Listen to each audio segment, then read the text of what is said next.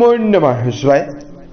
दोस्तों, कर्क राशि वाले जातकों का इस चैनल पे स्वागत है। इस वीडियो में हम आपको बताने वाले हैं हमारे जीवन को सबसे ज्यादा प्रभावित करने वाले ग्रह देवगुरु बृहस्पति माने जाते हैं, जो कर्क राशि के लिए राजयोग प्रदाता ग्रह माने जाते हैं। 14 मई 2025 को ये राशि परिवर्तन करने वाले हैं और वृषभ राशि से निकलकर मिथुन राशि में जाने वाले हैं। लेकिन 14 मई 2025 तक एक सशक्त राजयोग के प्रभाव में ये रहने वाले हैं। ये राजयोग बना रहने वाला है परिवर्तन राजयोग, क्योंकि देवगुरु बृहस्पति वृषभ राशि यानी शुक्र की राशि में रहने वाले हैं और शुक्र देव मीन राशि में गोचर कर रहे हैं। 31 मई तक मीन राशि में रहेंगे। तो शुक्र देव गुरु की साधारण राशि मीन में गोचर कर रहे हैं।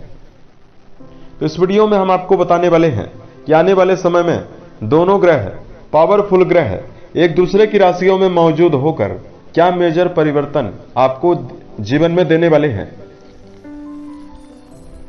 तो यह जानकारी कर्क राशि वाले जातकों के चंद्र राशि के ऊपर प्रभावी है, तो आप इसे इसी आधार पर देखें। तो कर्क राशि वाले जातकों, सबसे पहले गुरु के बारे में यदि आपको जानकारी दिया जाए, देखिए आपकी कुंडली में गुरु बृहस्पति को आपके भाग्य भाव का स्वामी माना जाता है और आपके रोग भाव का स्वामी माना जाता है। जब देवगुरु बृहस्पति किसी व्यक्ति की जन्म कुंडली में प्रभावी होते हैं तो सबसे पहले जातक के जीवन में आत्मिक ज्ञान, धार्मिक ज्ञान और सभी प्रकार के ज्ञान को देने का काम करते हैं। गुरु अगर बलवान होते हैं तो व्यक्ति को नाम, शोहरत, सफलता, धन, संतान तथा उत्तम वैवाहिक जीवन की प्राप्ति होती है। वही दैत्य गुरु शुक्र देव अगर कुंडली में मजबूत अवस्था में विराजित हो तो व्यक्ति के जीवन में क्रिएटिविटी बढ़ा देते हैं। क्रिएटिव क्षेत्र में व्यक्ति को सफलता देते हैं।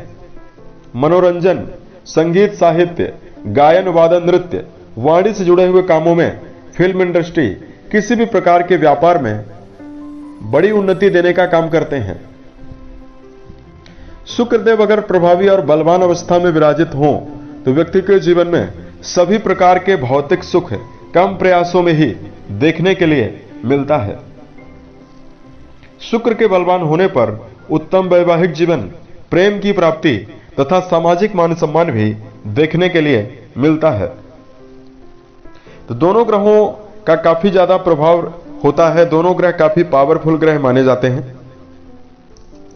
तो अब आइए हम आपको बताते हैं दोनों ग्रह एक दूसरे की राशियों में मौजूद होकर क्या मेजर परिणाम कर्क राशि वाले जातकों को जीवन में देने वाले हैं। तो यह फलादेश आपके चंद्र राशि के ऊपर प्रभावी है, तो आप इसे इसी आधार पर देखें। तो कर्क राशि वाले जातकों 9 मार्च 2025 से लेकर आने वाले 14 मई तक दोनों ग्रह एक दूसरे की राशियों में रहेंगे। जैसे गुरु वृषभ राशि और आपकी राशि के लाभ भाव में रहने वाले हैं तथा दैत्य गुरु शुक्र मीन राशि गुरु की राशि में है और आपके भाग्य भाव में है। तो शुक्र आपके भाग्य भाव में और गुरु आपके लाभ भाव में है।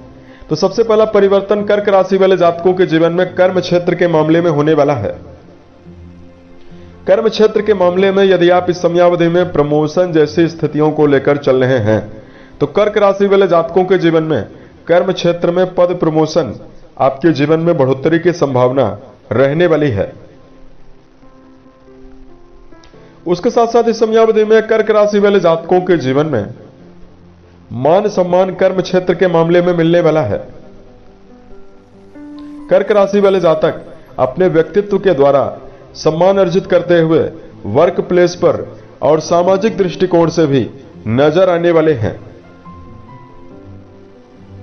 उसके साथ साथ इस समयावधि में यदि आप किसी भी प्रकार का भूमि, भवन, वाहन लेना चाहते हैं और यदि आप कई बार प्रयास कर चुके हैं और भूमि, भवन, वाहन को लेने में यदि आप असमर्थ हैं तो इस समयावधि में लग्जरी वस्तुएं आपके घर में आने की संभावना ज्यादा रहने वाली है, क्योंकि भाग्य भाव में शुक्र देव प्रभावी होकर आपके पराक्रम घर से संबंध बनाने वाले हैं।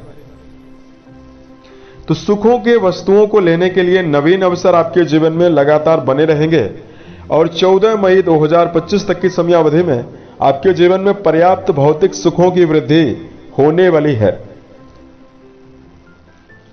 कर्क राशि वाले जातकों, दोनों ग्रह एक दूसरे की राशियों में मौजूद रहने वाले हैं, तो इस समयावधि में आपके वैवाहिक संबंधों को लेकर भी बड़ी खुशखबरी रहने वाली है। देखिए, कर्क राशि वाले जातकों के जीवन में शनि देव का दुष्प्रभाव आपके जीवन में लगातार आपको प्रभावित किया। इसकी वजह से वैवाहिक जीवन के मामले में समस्याएं आपको लगातार हुई। लेकिन इस समयावधि में कर्क राशि वाले जातकों का जो वैवाहिक जीवन है उसमें विशेष आकर्षण और अनुकूलता मिलने वाली है।